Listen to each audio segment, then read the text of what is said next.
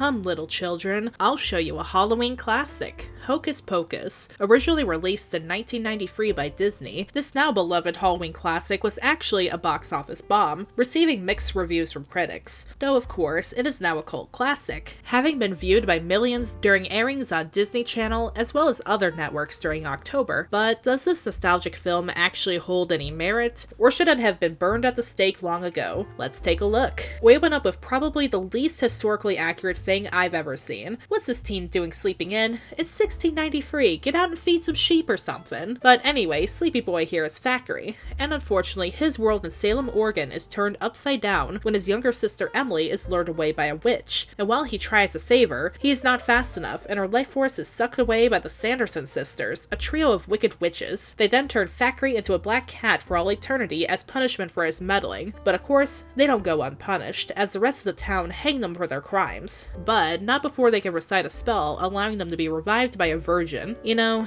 a lot in this movie could have just been avoided by everyone moving just a little bit faster, and unfortunately, Thackeray gets to live his life without any of his family recognizing him. Well, we skip to the good old 90s. Ah, look at those 90s bangs, man. A teacher is telling her class the story of the Sanderson sisters, and of course, our main character Max, some dude from California, decides that his double shirt ass wants to be a party pooper on Halloween, until his classmate Allison tells him off, and she has a Reddit story on moment. It's the one night of the year where the spirits of the dead can return to Earth.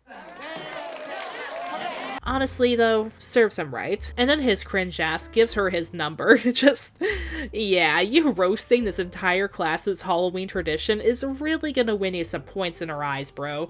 I think this guy sums it up perfectly. Max, fat chance. Well, Max tries to apologize to Allison, but ends up roasting Halloween again, so she gets back at him. Trick or treat.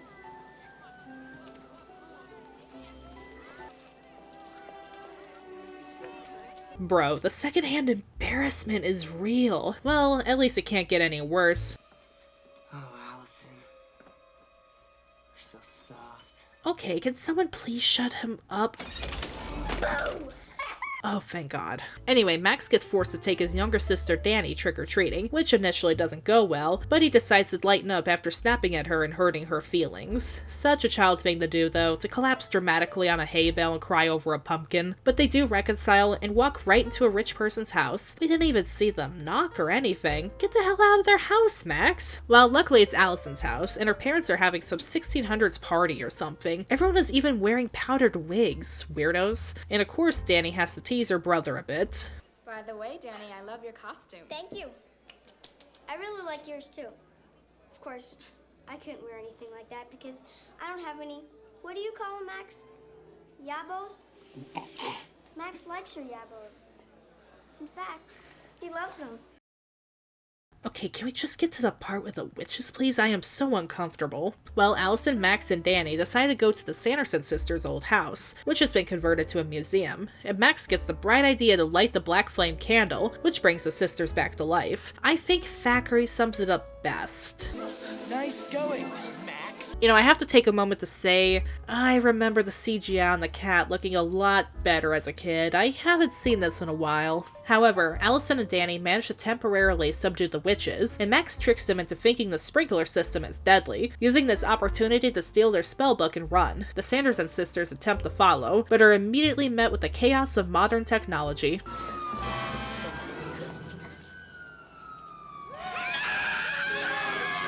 The kids in Thackeray attempt to take cover in a graveyard as the witches can't touch them there, but unfortunately, Winifred ruins their sanctuary by reviving her ex Billy as a zombie, who honestly doesn't even look like he wants to be there. I love the sass. The kids make their way for Salem's crypt so they can exit out through the sewer system. Meanwhile, the Sanderson sisters decide that they should start gathering up children that they can eat the souls of, and decide to hitch a ride with a bus driver. A bus? And its purpose? To convey gorgeous creatures such as yourselves to your most forbidden desires. Well, Nancy, we desire children.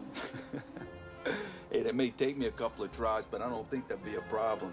It really has been a while since I've seen this. I don't remember any of this at all. Let's let's just get back to the crypt, please. The kids make it to the sewer exit, but the party bus with the witches and the bus driver are making their way downtown. Nope. Horny jail for both of you. Max makes it underground unscathed, but Thackeray ends up getting run over. Luckily though, he can't die, so he's perfectly fine. The sisters do get off the bus to search for children, but luckily for Salem, they are now too stupid to see that the children are in costumes. They also mistake someone in costume for the actual devil, and end up getting invited into his house, which leads to kids trick-or-treating as witches to steal their magic brooms, which I think is just karma for Sarah trying to steal this lady's man. But unfortunately for Salem, Winifred has found out that everyone trick-or-treating are just children in costumes. But luckily for Salem, I think these witches are only operating on one brain cell and Winifred has it. The kids and the witches meet at the massive adult Halloween party in town, and Max attempts to warn his parents and the townsfolk about the witches. But not only do they think he sounds crazy, but Winifred tricks everyone into thinking it's just a stage introduction, not only to discredit what Max is saying, but to also put a spell on everyone at the party. But hey, we get a really banger song at least.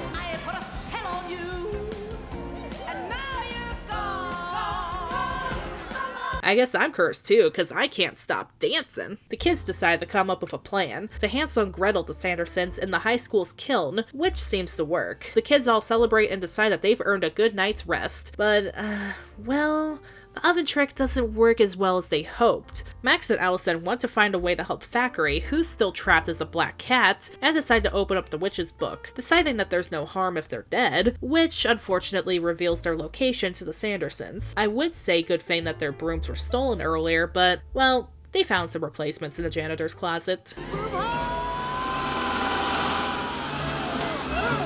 The witches manage to steal back the book, as well as kidnap Danny and Thackeray, and Sarah sings her song to draw on the other children of Salem. But unfortunately for Winifred, she lets slip how to defeat them, and Max and Allison race to the Sandersons' house to save Danny and stop the witches. Luckily, Max manages to trick the witches long enough to save Danny and Thackeray, spill the potion, and save the shoes that were stolen earlier. I think that sounds pretty productive. The witches have enough potion for one child, however, and despite having the children of Salem at their doorstep, Winifred's pride takes over and she decides that she wants Danny to die first for calling her ugly. The kids manage to make it to the graveyard before Winifred can snatch Danny again, and it seems like Billy the Zombie is going to get them, but it turns out he is not on the witch's side, as he cuts out the stitches from his mouth and roasts his ex. Thinking fast, the kids hide Danny in a grave and place a circle of salt around her, planning on keeping the witches at bay until the sun comes up. I don't know why they all don't just wait inside the salt circle, but I guess that's less fun. Unluckily for everyone, Max loses his bat, Allison her salt, Billy his head, and Winifred manages to snatch up Danny. Thackeray knocks the potion out of her hand, and in a moment of self-sacrifice, Max drinks the potion so Winifred will be forced to spare his sister. They then manage to keep the witches at bay long enough for the sun to come up and turn them all to dust. Billy crawls back into his grave, where he can now rest in peace. And now that the witches are dead, Thackeray's soul is now free and he can reunite with his younger sister Emily. And that was Hocus Pocus. Let's see, were the critics right all along? Does this film deserve to be a Halloween cult classic? Viewing it as an adult, I can see why critics and some audience don't necessarily like the film. It is predictable, cheesy, sometimes a bit cringy, and sometimes the exposition is as subtle as getting hit by a bus. However, I will say, the movie is goofy and fun. The witches are all hilarious, it's fun to make fun of the cheesy bits, we got some killer music, and it's just dripping in charm and Halloween fun. Despite the faults of the movie, I still love watching it, and I think people will still enjoy watching this goofy little flick for generations to come. Well, the Sanderson sisters might not be coming back. Shh. Let me have this bit. The Sanderson sisters might not be coming back, but I will. So, stay tuned for more Month of Spooks fun. Until next time. Stay tuned.